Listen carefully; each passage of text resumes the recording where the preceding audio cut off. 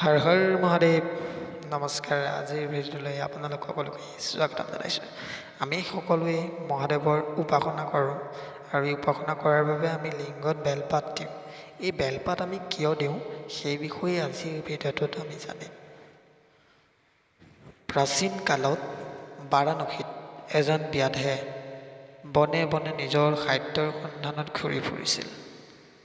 এদিন এটা জন্তু ভক্ষণ কৰি ঘূৰি অহাৰ পথত এটা ধুনীয়া হৰিণা পহু দেখি লোভতে বধ কৰিলে, যদিও তেতিয়া খোৱাৰ ইচ্ছা বা খাবৰ মন নগ'ল। পহুটো পাছদিনাই খাম বুলি টানি টানি আনি থাকোঁতেই সন্ধ্যা হোৱাত এজোপা ডাঙৰ গছ দেখি তাৰ তলতে বহি পৰিল। ৰাতি হোৱাত ব্যাধে হৰিণাৰ মাংস বেলেগ কোনোৱে জন্তুৱে খাব বুলি ভাবি উপায় বিচাৰি গছৰ তলতে থকা লতাৰে হৰিণাটো বান্ধি গছজোপাৰ ওপৰলৈ উঠাই নি ডালত বান্ধি নিজেও তাতে শুই পৰিল। পাছদিনা পুৱা পাতলীয়া বৰষুণ দিয়াত হৰিণা সহিতে তললৈ নামি আহিল। হৰিণাটিৰ বান্ধ মুকলি কৰি নিজৰ গাৰ পানী পৰিষ্কাৰ কৰি থাকোঁতে হঠাৎ তেওঁৰ সন্মুখত গছজোপাৰ পৰা এখিলা ধুনীয়া বেলপাত উৰি আহি মাটিত পৰিল। ব্যাধে সন্মুখত পৰা পাতখিলা দেখা পাই হাতত লাগি থকা পানীৰে পৰিষ্কাৰ কৰি পাতখিলা মৰমতে ক'ত থ'বনে কি কৰিব চিন্তা কৰি থাকোঁতেই সন্মুখতে এটা শিল দেখা পাই মূৰৰ চুলিৰ পানীৰে শিলটো ধুই বেলপাতখিলা তাৰ ওপৰতে থৈ নিজ গন্তব্য স্থানলৈ গতি কৰিলে। সেই বেলপাতখিলা শিলাখণ্ডত দিয়াৰ দিনটোৱেই আছিল কৃষ্ণ চতুৰ্দশী, যিটো দিন আমি শিৱ পূজাৰ দিন হিচাপে মানি আহিছোঁ। শিৱ পূজাৰ লগত বেলগছৰ আছে ওতঃপ্ৰোত সম্পৰ্ক। বেলগছৰ উৎপত্তি সম্পৰ্কে স্কন্ধ পুৰাণত আছে যে পাৰ্বতী কপালৰ ঘাম মন্দাৰ পৰ্বতত পৰি তাৰ পৰাই সৃষ্টি হৈছিল বেলগছ। বেলগছৰ নিম্নভাগত ব্ৰহ্মা, মধ্যভাগত বিষ্ণু আৰু ঊৰ্ধ্বভাগত মহেশ্বৰৰ অৱস্থান।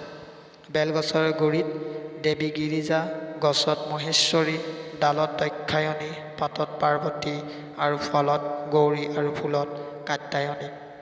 সচৰাচৰ তিনিমুখী বেলপাত শিৱ পূজাৰ বাবে উত্তম। শাস্ত্ৰমতে বেলগছৰ 16 হাত দূৰ পৰ্যন্ত তীৰ্থস্থান বুলি ধৰা হয়। সূৰ্য আৰু গণেশ পূজাৰ বাহিৰে সকলো পূজাতে বেলপাত প্ৰয়োজনীয়। দেৱ পূজাৰ কাৰণে বেলপাত ছিঙাৰ আগতে এটা মন্ত্ৰ উচ্চাৰণ কৰিব লগা হয়। সেইটো হ'ল ওম পুণ্য বৃক্ষ মহাভোগে মালুৰ শ্ৰীফল প্ৰভু মহেশ পূজানাথাই তৎপ্ৰতানে চিনোম্যহম। এই মন্ত্ৰ দুষাৰি উচ্চাৰণ কৰিহে বেলপাত তোলা নিয়ম।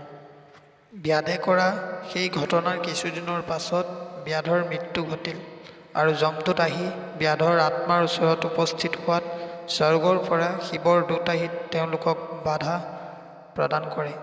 যমৰজাই তেতিয়া শিৱৰ পৰা ইয়াৰ কাৰণ জানিব বিচৰাত শিৱই নিজেই কাৰণ ব্যাখ্যা কৰি ক'লে যে এই ব্যাধে এদিন অৰ্থাৎ কৃষ্ণ চতুৰ্থীৰ দিনা এখিলা বেলপাত আমাৰ লিংগত দি মোক আৰু পাৰ্বতীক উদ্ধাৰ কৰি থৈছে, যিটো মোৰ কাৰণে অতি প্ৰিয় বস্তু।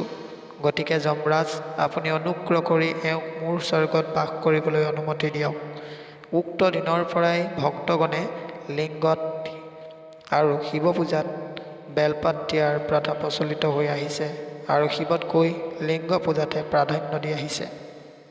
গতিকে আমি বেলপাত শিৱলিংগত কিয় দিওঁ সেই সম্পৰ্কে আজি জানিব পাৰিলোঁ। ধন্যবাদ।